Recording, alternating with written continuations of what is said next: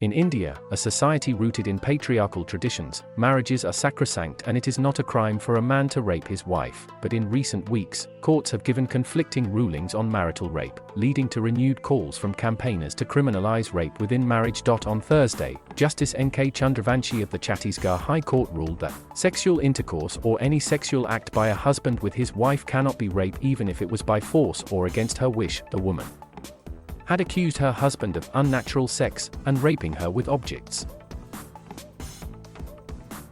The judge said the man could be tried for unnatural sex, but cleared him of the much more serious offense of rape since Indian law does not recognize marital rape. The ruling met with outrage on social media, including from gender researcher Kota Nalima, who asked, "When will courts consider the woman's side of the story?"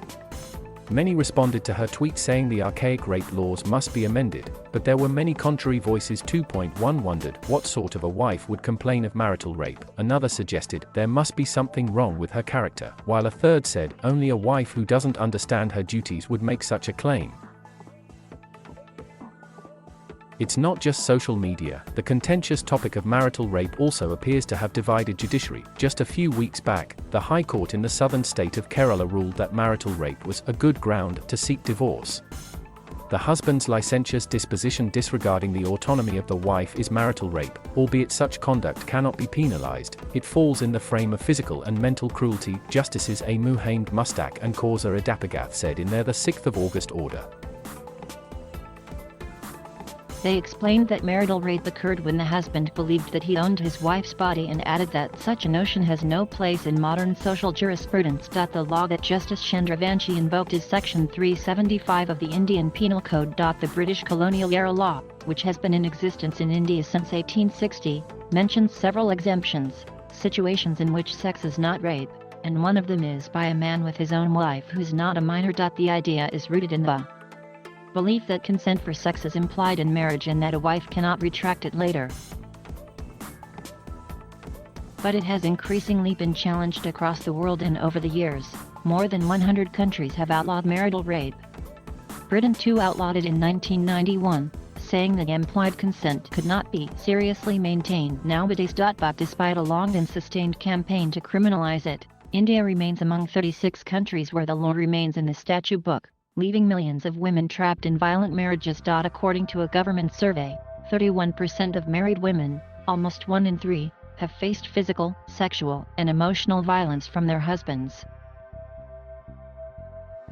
In my opinion, says Professor Upendra Baxi, Emeritus Professor of Law at the University of Warwick and Delhi, this law must be struck down. Over the years, he says, India has made some progress in addressing violence against women by bringing in laws against domestic violence and sexual harassment, but has done nothing about marital rape. In the 1980s, Professor Baxi was part of a group of eminent lawyers who had made several recommendations on amending rape laws to a committee of MPs. Their subsequent attempts to get the authorities to criminalize marital rape also remained unsuccessful. We were told the time was not right, Professor Baxi said. But there has to be equality in marriage and one side cannot be allowed to dominate the other.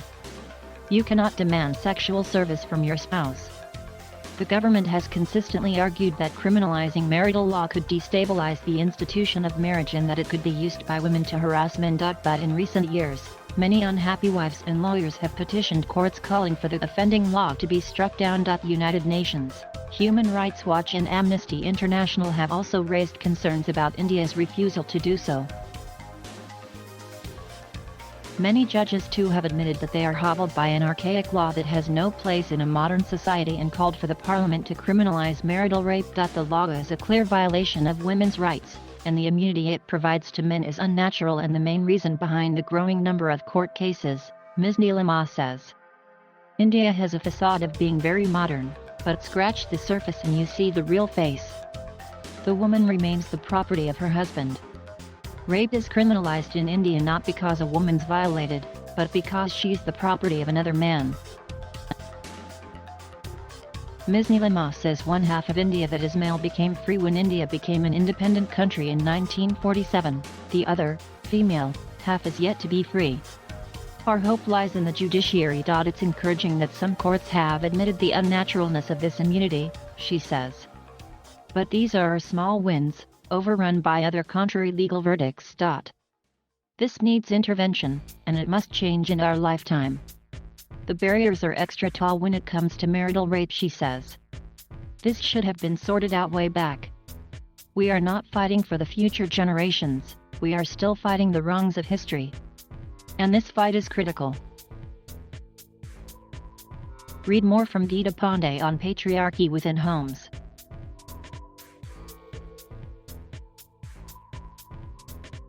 Thank you for watching. Please subscribe.